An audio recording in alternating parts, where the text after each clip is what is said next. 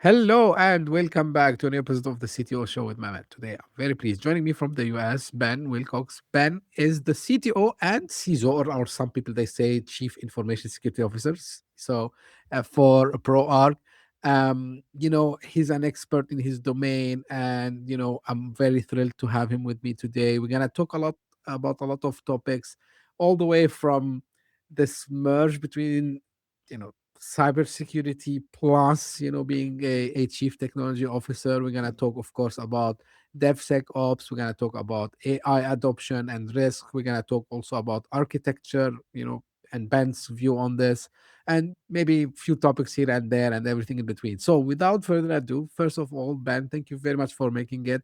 I really appreciate your time today with me. So, traditional question I always ask my guests: tell us a little more about you, your background, your journey, and then we can start the discussion from there. So, the floor is yours. Appreciate it, Mehmet. Thank you so much for having me on. A little bit about my background. I've been working with computers since the early 90s. I started as a teenager, very excited in the early internet days. I built a business as a teenager, ran it for probably about 10 years or so, and then moved over into software development for a number of years. After that, I made the transition to the company I'm at now, which I've been at for over 18 years. Came up through the engineering and the technical side. It's kind of funny to think about some of the things that where we're different and where we're the same, but I've been almost doing cloud technologies for almost 20 years at this point. In the mid 2010s, I got into security through consulting side of it, and really started kind of merging all of the pieces from my infrastructure development days together into security, and started seeing that there's lots of opportunities for security to improve what we're doing in both the infrastructure perspective, cloud perspective, development side of things. And that really helped me take a different kind of lens of approach. So today I'd say I am very business technology centric, and I blend my kind of decision making with security, right? And in areas where there is some conflict, because a dual role is a little bit of a conflict there, I rely upon some great staff members at our company that have more dedicated roles in one or the other to help me kind of make that judgment call of which direction to go. Great. And thank you again, Ben, for being here with me today. I'm going to start from where you ended. It's about, the conflict. And as someone also like, I think I've been around almost, maybe a couple of years later, I came, when I started to deal with the computers and systems. And when I started my professional career, so there was always this fight. They call it dog fight sometimes between, you know, like even in a small organization, let's say between application teams and security teams, like infrastructure team and cybersecurity team. Like, even at that time, 20 years back, we used to have a separate people managing the cybersecurity for us. So this conflict, and how did you manage to get both together? It's a rare combination. And like, how did you manage to get there? Yeah, well, I think one thing I guess that's beneficial for supporting the role is that excuse me, if I had a deep compliance obligation, right? Let's say I'm in financial services. I don't think a dual role like this would be possible. Being in the tech side of things, um, certainly it is more possible, right? And the I guess the piece how it kind of slid in together was that we need, as technology organizations, to be able to be agile and fast with our development, but also secure. So that's kind of where the dual role kind of came into place. Been supporting it now for over a year. I can say that it is challenging at points. There is definitely some conflict in there, and I have to. Typically how I address that is I look at the business, right? What is right for the business, and is there a risk there associated with it? So, putting on the business lens really helps kind of clarify where that is. Like I said, like if I need a tiebreaker and I'm feeling indecisive, I bring in one of our security architects. I bring in, some other experts from the development side, and we, hash it out. And we figure out the best and less risky method for doing it, because there's always usually a different approach that can be done if we're at one of Absolutely. those crossroads. Yeah, so I'm sure you find the common ground there, Ben. Now, for for the audience, and people ask me about the show. So the name, I call it CTO because I have the belief that a chief technology officer is the person who, exactly as you mentioned, Ben, like can take the technology and see it from a business lens and translate it. And this is why I have people like who are not necessarily technical on the show. So I'm happy that I'm having this conversation with you today. Now, as a chief technology officer, like usually you're measured, from the business side on the outcomes, right? So what did the technology achieve for us? Like, and one of the main thing, especially in the era we are living in currently, is the speed, like how fast you can deliver something. Now, being a chief information security officer, and we all know, and I've worked, as practitioner in both. So we try to actually slow people down. So we say, hey, like let's see the risks there. So in your current position, how you make this balance between, you know, pushing things because we need to ship fast, but at the same time, yeah, make sure that we're not like, doing something that might expose us from risk perspective, I would say. Yeah, I was actually having a really interesting conversation with a principal architect yesterday, and the challenge I think from the development realm is that today, right, generative AI is allowing this extreme pace of generation of features. And the code changes really rapidly and isn't always known to the developer, right? It's not like the olden days where people are going through the code super, they know line by line where a function is, or where things are done. And for example, if documentation is written on the application, that documentation is outdated, very quickly. Within a week, tons of new features are out. Code's been completely changed, and now how does the security team keep up to speed on that? And that's kind of, I think, where we are a bit from an inflection point of generative AI in development. Is security has always trailed innovation. And right now, our security teams, both from a coding perspective and being able to address security in a rapid manner, are not, the security isn't there yet, and the tools there. So I think we as we'll see this year great strides in this area. Move more towards agentic security type of capabilities, things that can keep up with speed of the development, and the security team is going to start being orchestrators of that.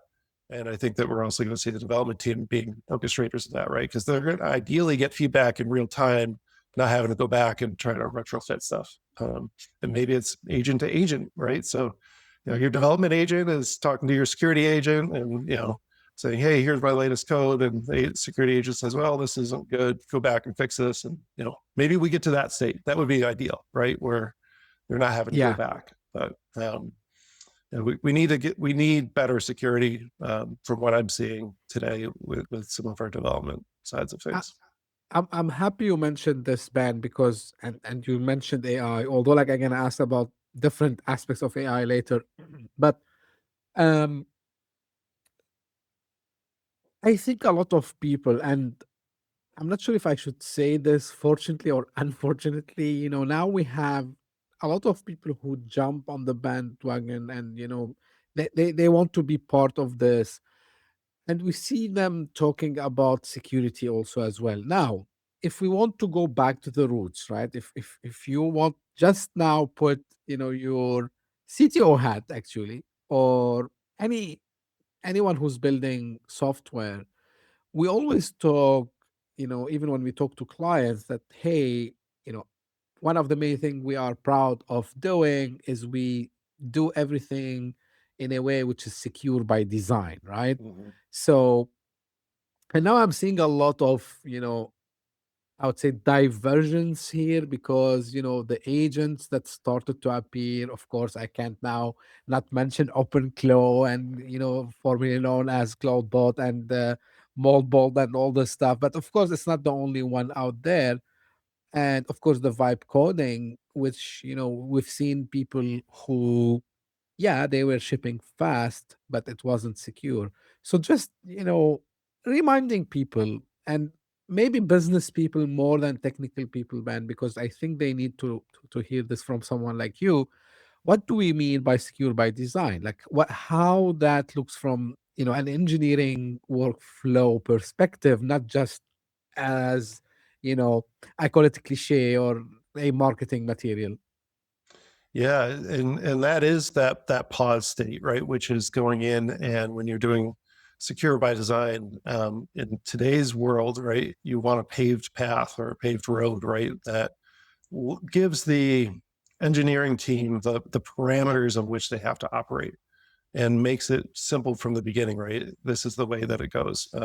I learned early on, and when I was doing the software development side of things and doing project management, right, as we scoped a project, don't just give the engineer an open line item to figure out the best way to go forth, right? Give them two and let them pick one of those at the most. Don't leave it, because then you'll be going back and forth forever. So um, if we give pay paths and methods of, this is the best way to secure, right, and this is the infrastructure and the environment that you have to operate within, that will certainly help that quite a bit. Now, when we start getting into, the development lifecycle, I do think that, in your sprint, you do need a secure review in there, and looking back through it. And you can turn on all of the other AI security pieces, right? Your GitHub, advanced security, or whatever it is, that platform that you're leveraging for that. And those things will look for standard things, right? Secrets that are, hard coded, right? We've had lots of breaches over that in the last 3-4 years. It will look for, not good code practices and some of the other things, right? But quality assurance, the QA side of things, you know, those practices still need to be done. And looking at the quality of the code, looking at, making sure that the functionalities don't, expose new risks. I do believe that we are at a point too with, this year, looking at, every single app having some sort of generative AI as part of it. Red teaming, periodically, especially on model changes, is going to become important, especially if you're storing any sort of sensitive or confidential information there, right? And I think people forget how easy it is to store that stuff, right? PII, personally identifiable information, is something that if you have a large set of records in the US, right? 5,000 plus records get exposed, you're obligated, like in New York State, to disclose that and contact, and you have to let everyone know that this has happened. So PII, if you're B2C or B2B, right, this stuff starts adding up, and you really do need to start taking concerns around your data, how you're protecting it, how you're encrypting it, how you're sharing that information, and so forth. And it's a combination of both tools, but people and processes. Right. Now, we know for fact, man, that like any, the way that technology evolved is that of course, we're going to do mistakes down the road, which is normal. And this is why we have, the guardrail that we started to use. And this is not only from security perspective. We've seen it like also when people started, for example, to migrate to cloud, and a whole new thing, which evolved with that, like the DevOps and the practices of, you know, how we can enhance the software, life cycle when we move to the cloud. Although, like practically, we were doing it in different ways back in the days. Now, also we have DevSecOps, which is like development security operations, right? So, um, it looks great, right?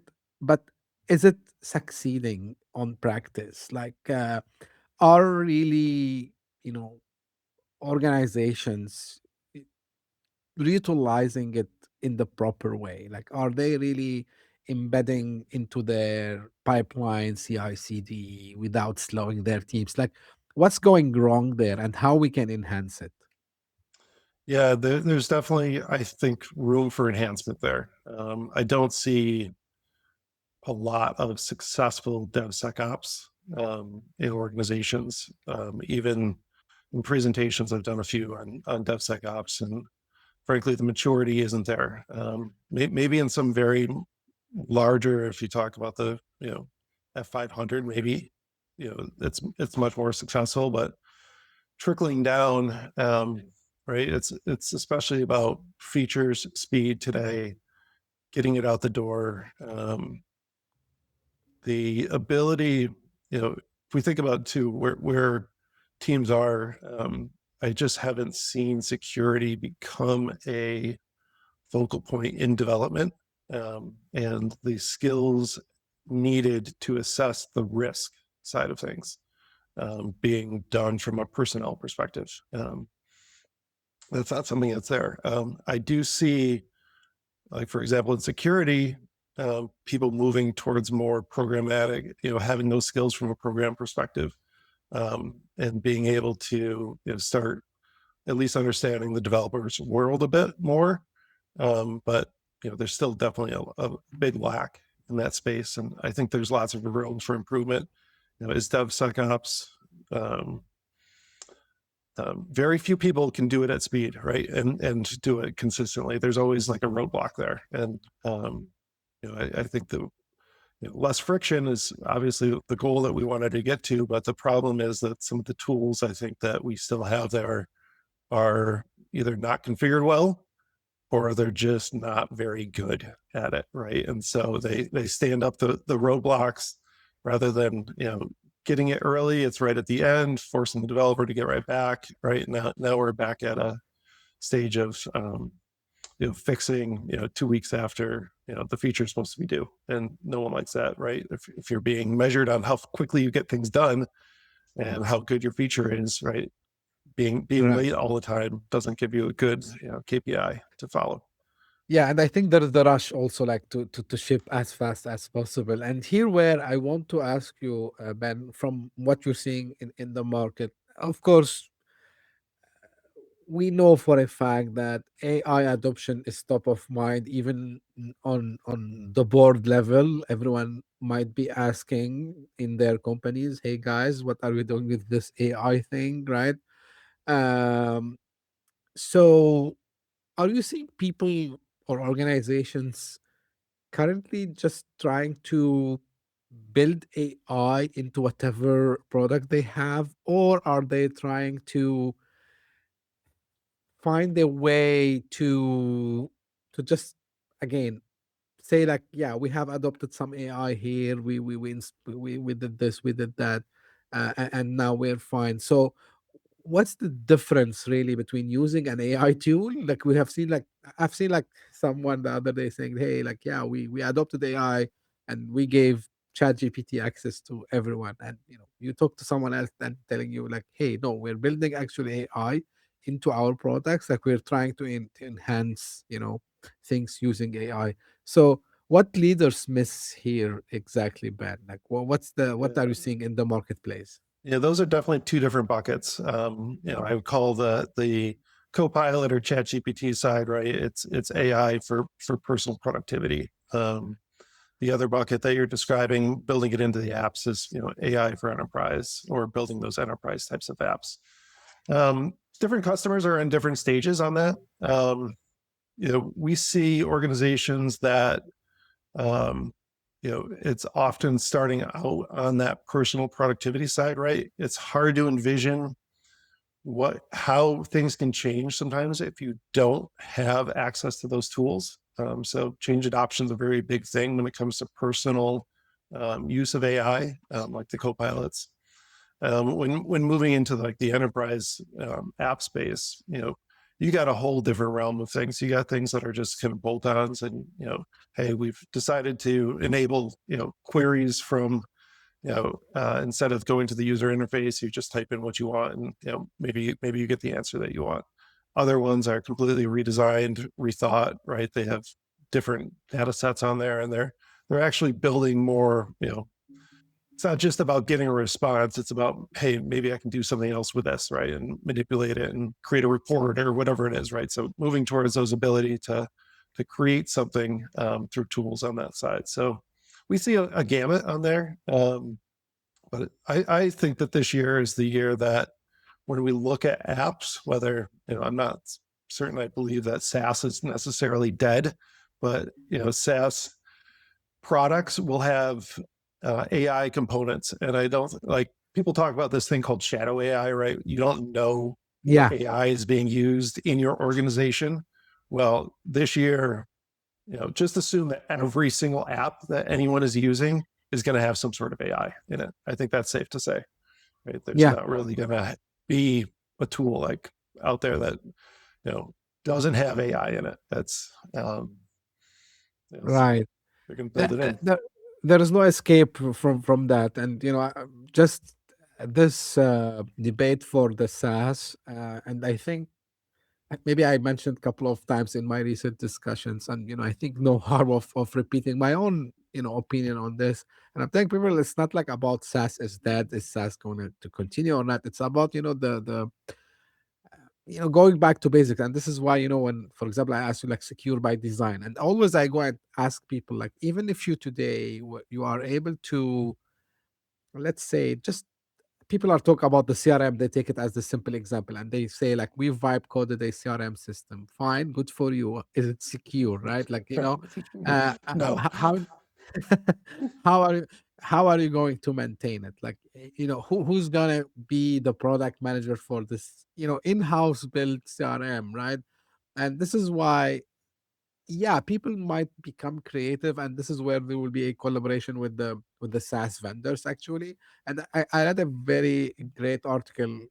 I'm sorry because I'm not remembering the author, but I reposted his article on my LinkedIn, and he talks about SaaS is not dead, but probably the outcome based ROI would be like more reasonable than just the seed based licensing and these kinds of stuff. So now, still talking here about using AI and all agentic AIs in coding. And as someone who did this for a long time, man, I had a guest maybe 1 year and a half, and we discussed this about the code that is generated by these AI tools. Now I know like things changed way, way, way, way fast and a lot of better. But as a CTO, like if you, I want you to put your CTO hat, plus maybe you can borrow the governance risk hat also as well. In practice, the code generated here, like is it an IP code? Like, let's say a client, you deal with ban is trying to do something, maybe an idea which is, I'm not saying in completely innovative, maybe they are enhancing certain product in the market, and let's say they utilize Gen AI to write the code. So, is there a IP here? Is there intellectual property here that can be protected?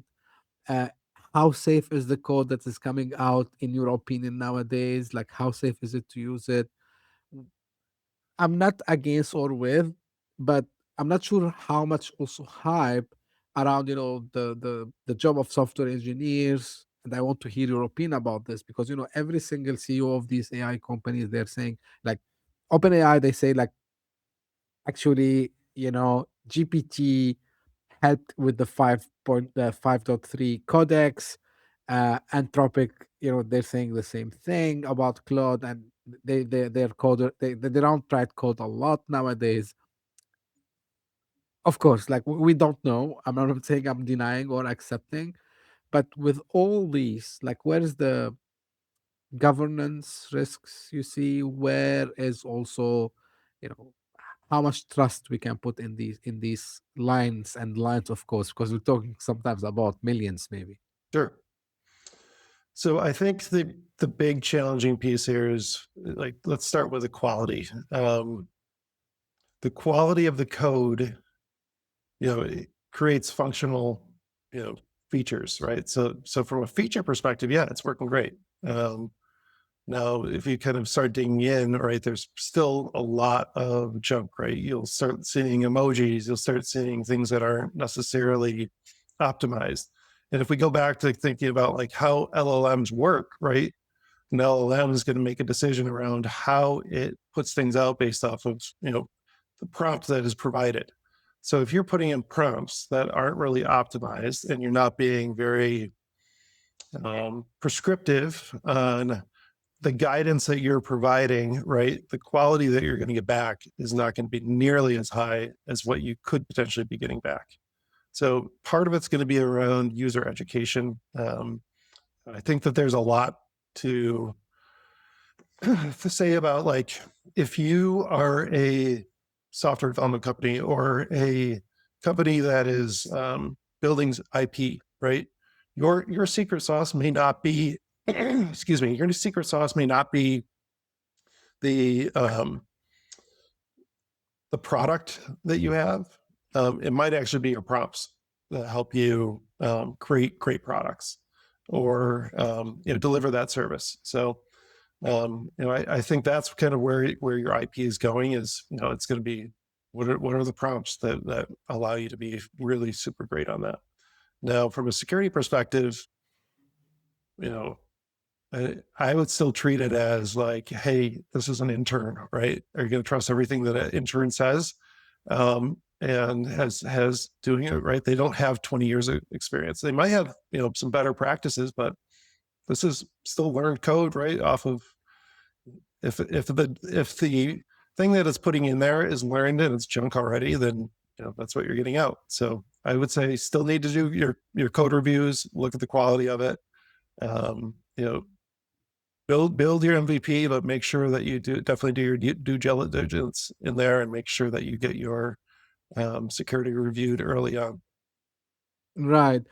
Uh, what I have experienced, and I'm not a developer by any mean. I used to write code long time ago, like just for fun, and I never been. But the thing which excites me is like for someone like myself who didn't go the route of learning new languages and all these new frameworks. Like if I have an idea, yeah, now I can go to one of these tools and I can just build a skeleton, I would say, an Yeah, MVP, show it to people. And it's working, by the way, which is good. Don't get me wrong. I like it sometimes, but I'm sure that I need an expert eye for the architecture because I come from infrastructure background. So I work a lot of time with infrastructure. So I know there must be some optimization over there. And I remember when I took my first programming course at the university, the first thing they told us like you can write a code in different ways, but there's a way that would be more optimized, whether it's for speed, whether it's like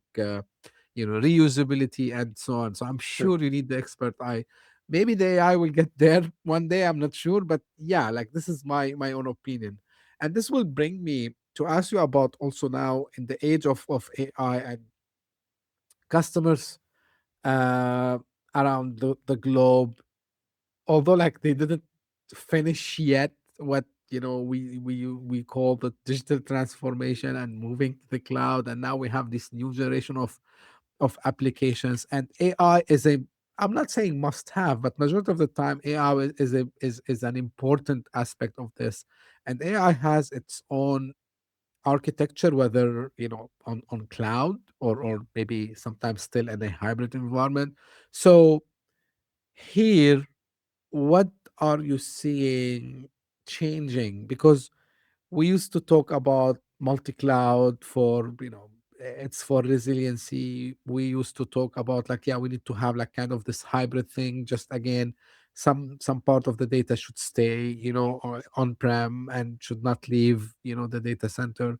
Now they are added the, I would say, a weird mix, because also now we have the LLM itself, we have also like the processing, And also, people, I think, stop talking about the egress charges that the cloud providers used to put on that. So now, in a world of AI development and integrations with LLM, what is in your of course there is no one single answer, like, but what a ultimate design would look like from architecture perspective? Yeah, I think what we see more customers leaning towards is trying to contain the all those risks and keeping them in one cloud this time.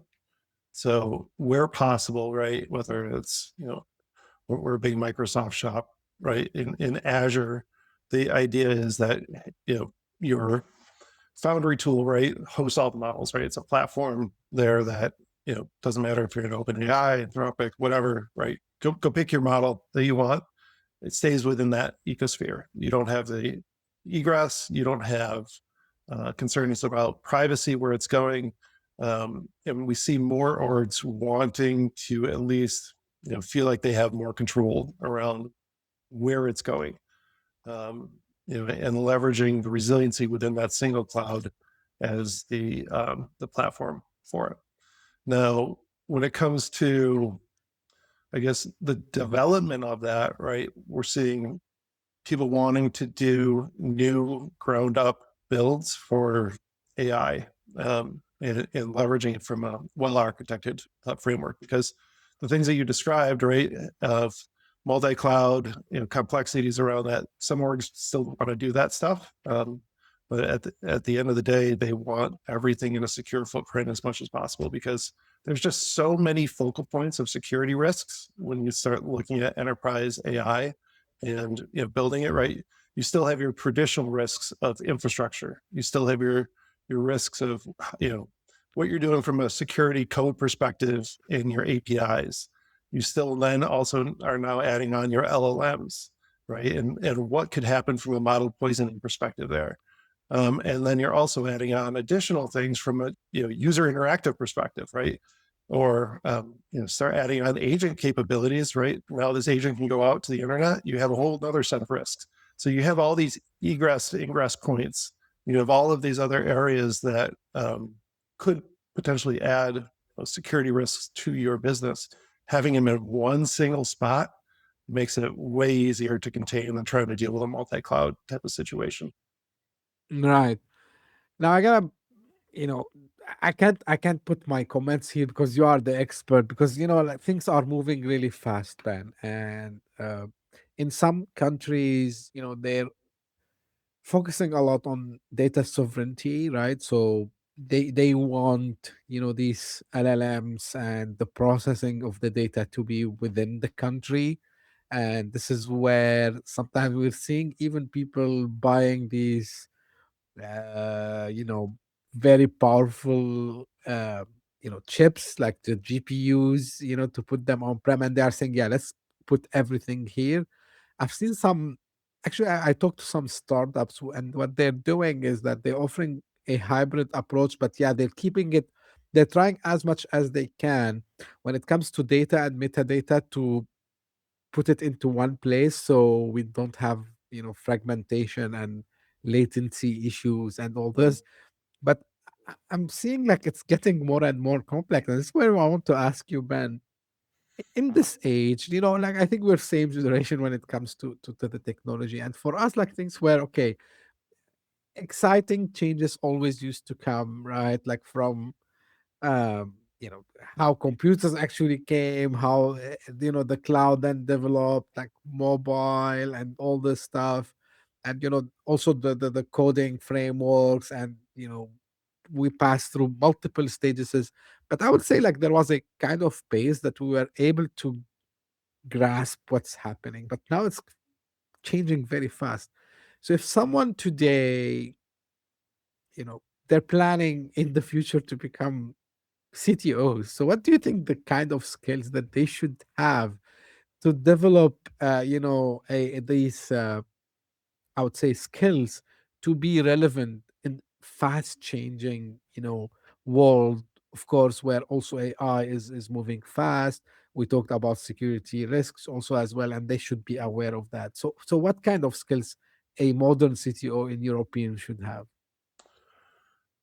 Yeah, a modern CTO. That's a great question. How I try to keep myself relevant. I can't speak to Yes, everyone, but I'll just give you my example. sure. I attend major conferences, 2, 3 a year, and look at the landscape. And the landscape isn't necessarily just what, you know, the conference. Let's take Ignite, for example. Microsoft shared a lot of kind of where vision things are happening across them, right? And you can see where they're making investments, right? If you start looking at where the investments are going to be made, start seeing where the gaps are today, right? That they're identifying. Other pieces, right? Go out on the vendor floor, go talk to the smallest vendors out there. Those are the ones that are really interesting. Don't I think skip over the big ones, right? If you're at a security show, skip over the big vendors. Go talk to the ones that are in the back, that are doing the innovation because they see the gaps there too. And those are Right. the gaps that are going to be in your next generation of development that you're going to have to address. So it's going to start showing you the risks. It's going to start showing you where they're starting to see that there's opportunity. A lot of the startups, right? If they are talking to the enterprises, and they're the ones who are building an app for the enterprise, maybe at no cost or little cost. But you always wonder how these startups get this big name. Well, they're doing it pretty cheap to get that big name, right? And Right. they're trying to grab some part of the market share there. That's emerging. So you know, I would start looking at that space. So I call that eyes up, right? Looking at the next horizon of where things are. I think it's also retrospective to look at where we are in what your peers are doing at this point, right? So if you're in a certain industry, right, what's a standard there, right? Not saying you necessarily need to always push the boundaries, Right. but look at, could we be doing things that are, more modern, more approachable, something that would help, the business accomplish more without introducing more risk? Because in certain industries like financial sectors, they've have a great security maturity base already. But Yes. that security maturity base sometimes can be limiting in what they can do in regards. So, it really takes a CTO or a CIO with great foresight and the ability to kind of shift the momentum, right? If it took a long time for the financial services firms to start doing much more cloud. Now we're seeing it pretty common, right? There's not the Right. questions. 10 years ago, I had to fight for every single financial service firm to do anything in the cloud. Now it's, and that was justification to, the CISO, justification to the security people, justification to the developers, because there weren't skills that they necessarily had. But um, don't leave your people behind, right? As a fourth, a CTO, right? You want to make sure that you're also educating your team and making sure that they're going to be prepared to be able to deliver these things, right? Change takes a long time, right? Change is a 1 to 3 year process. So if you think Yes. that you want to get somewhere down the horizon, that's going to make a difference, right? Leveraging more AI, and your team's not, an AI expert. Start investing in them, start building those capabilities, start encouraging them to say yes to something more challenging to do, and start looking at that view from an organizational change. How do I really get them so excited about this change and buy into the vision that I have? Not my vision's not to make it more hard. My vision's to bring more value to the business, right? Which benefits everyone. Absolutely. Absolutely. Yeah. And staying relevant, talking to startups is a, very good actually strategy to stay relevant, to see like what people are seeing in the marketplace that needs improvement, that the big guys are not doing it. So this is a very good strategy.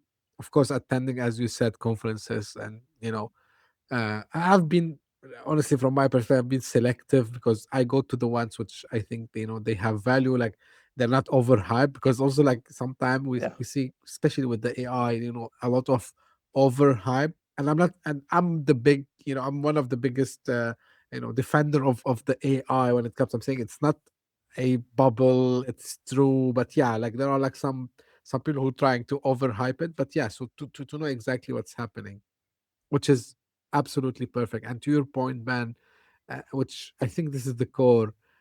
What's the outcome to the business? Like how we can take the business from point A to point B using the technology. I think this is what matters at the end of the day. And call the technology whatever you want to call it. Like yeah, so you want to call it, like, it's a cloud, it's cloud. It's AI, it's Sure. AI. Like whatever it is. Now, as we're coming close to the end, I know we talked about AI, we talked about agents, but from what you're watching also as well, any other trends you're expecting also to emerge in maybe in this year? I will not ask you about 3 4 years from now, no one knows, of course, but I mean, it looks like now everyone talking about the agentic AI, like using agents, and now we start to see like not only agents as co-pilot, like it's as you said, like it's like Yeah. we crossed that. But other than this, any other areas that you personally maybe you're watching and you're expecting some breakthroughs in them? Yeah, I think the AI governance and the visibility in there from a security perspective is going to be really big this year. I've already seen Microsoft making the investments on that side. And when I say governance, right, it's treating these agents as if they are a coworker, right? Giving them full identities, giving your security team visibility into the actions. So the the the piece around LLMs, and I think everyone forgets about this, and this also goes kind of back to the maybe a new challenge in a DevSecOps that is coming out, right? Is that these LLMs have a lifespan uh, for like the model versions of like 9 months, right? And then you get like what was it? They're just retiring, 4.40 in ChatGPT. So these are Yeah, not long time, right? And so if you're using these large public models, right, you now have to upgrade and change to a different model. Now, these models, right, improve, but do they improve your business outcome that you've designed your AI app for? Now, everyone has a different reason why they're doing this, right? What if I don't want a really creative, knowledgeable, you know, capability in my app? And the new model, right? They've tweaked it and they've improved that ability for it to be really creative. Now, I want a high level of accuracy, and I think the LLMs are getting more accurate. But is it in the context of how I've designed my application to use it? So we're not in the mindset of testing those types of outcomes yet. And so that is an emerging area I think that we're going to start seeing. It's not a problem that people are running into. People are just kind of ignoring it right now. it's But we're very going to see interesting. more challenges, I think, around, hey, I just upgraded this framework and now things are really broken in my app. So people are Wow. retrospectively going back on that front. Yeah, it remind it, what you just mentioned remind me, when in the age when, I'm sure you remember this, in the late 90s and early 2000s, when people were like have to change their CPUs because the CPUs are coming faster and have better performance every literally sometimes 3 to 6 months. And Yep. like yeah, I remember personally, like my first PC, it was like I think it was a 486 Intel CPU, and just like in 2 months, hey, like we have the Pentium 1 at that time, and like just in 3 4 months Pentium 2. And like people are saying me like, what should we buy? And I think the LLM, to your point with the LLMs, I think, and I was talking to someone the other day to just to put some context to what you mentioned, Ben. So I was talking to a startup, and what they told me that, for example, they use from ChatGPT, if I'm not mistaken, like 4.1, because based on the benchmarks, it does well in the area where they are building Mhm. around. And they said this is why we didn't even went to 4.2, and we didn't even go to 5 and 5.1, and now almost 5.3. Of course, it's in the codex is there, but as ChatGPT 5.3 is not there yet, at least at the time of the recording. So this is, I think, a real challenge, and how people they're gonna keep unplugging and plugging these LLMs in their application, I think, yeah, this is an area definitely worth to watch and see the governance around it. So 100% agree with you. Well, Ben, as we almost came to the end of this episode, traditional question, a cliche question, I know, but where people can, get in touch and find out more. Yeah, two places. So at ProArch's website, it's PROARCH.com. We have a blog there, and I'm an active contributor to the blog. Also, please feel free to connect with me on LinkedIn. It's Ben, Ben dash Wilcox.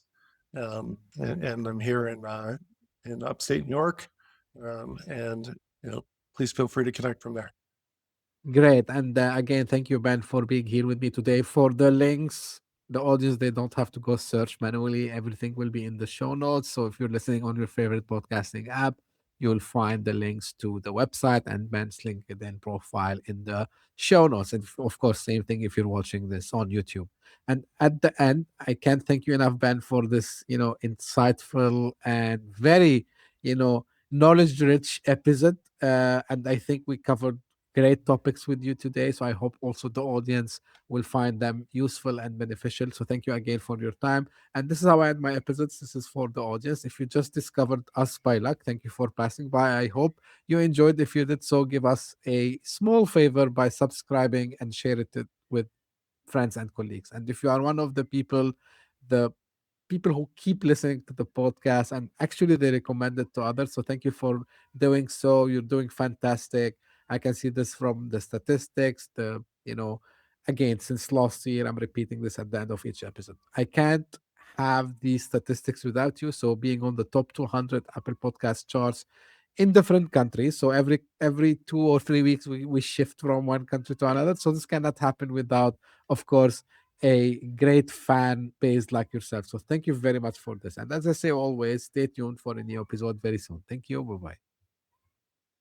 Hit that subscribe button, share the show with your tech-savvy friends and fellow entrepreneurs, and leave us a review on your favorite podcast app. Your support means the world to us.